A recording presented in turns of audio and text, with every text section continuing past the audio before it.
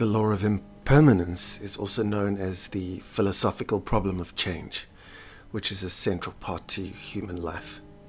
Everything keeps changing, whether we're aware of it or not, and this can be perceived as a dilemma to many of us who are constantly wanting certainty to reign supreme. The Buddha called impermanence one of the three distinguishing marks of our existence, an incontrovertible fact of life. When we resist change, it's called suffering. But when we can let go and not struggle against it, that is called enlightenment. And the Buddha said, "But you think you have time. All conditioned things have the nature of vanishing." And the Dalai Lama said, "Awareness of impermanence and appreciation of our human potential will give us a sense of urgency that we can use to see that every moment is precious."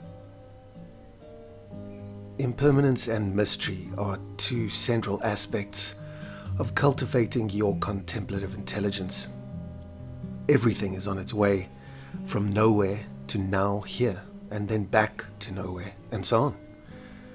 Both of the words are spelled, the same. The only difference is the space in between nowhere and now here.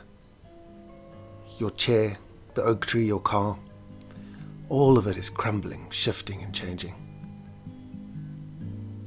If you don't tend a human-made garden, it will literally be unrecognizable in just a few months. The pyramids, our sun, our own bodies won't last, and all of it is subject to impermanence. Fear of death is something that we play with the concept of not now but later. This inevitable transition, this death drive, plays a major part in how we live our lives. We can become selfish, arrogant, isolated, or even develop risk-taking behaviors to try and wrap our heads around, the tragedy of life, our own importance, really. So what does contemplation teach us to do about this? Embrace it, of course. Our moods change like the seasons. Impermanence helps us to loosen our white-knuckled grips on holding onto people, places, and things that no longer serve us. We are on an experiential journey of discovery.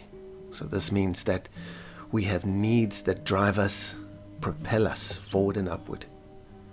We are here to do, to experience, to take part in and contribute to this grand design called life.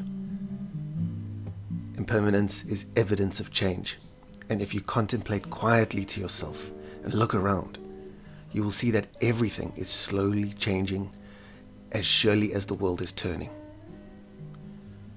So I say allow impermanence to help you embrace this fact with curiosity.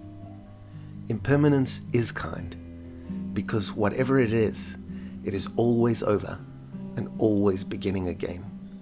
Much like the idea of reincarnation as a metaphor. Impermanence may be the only guarantee in life, so let us embrace it. Remember that every situation, whether painful or joyful, carries a hidden opportunity to be turned into something wonderful for yourself and others. In the times of Noah, there wasn't just floods and chaos. There was a freshly plucked olive leaf and new order as well. Like all of us, you've needed what Noah needed. You've needed a little hope. The kind of hope that impermanence itself provides. So impermanence really allows us greater room for gratitude.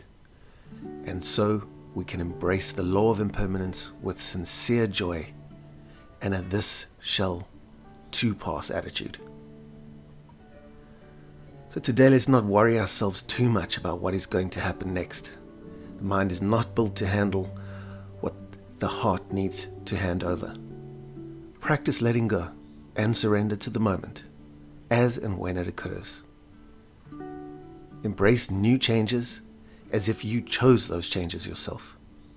This is how you transcend the weird and wonderful laws of life. We've been given we're equipped to transcend the painful, should we choose to do so. The hoops we have to jump through to change anything are all based in having to overcome fear, doubt, and the anxiety of not knowing, which is really 90% of life anyway, if we're honest.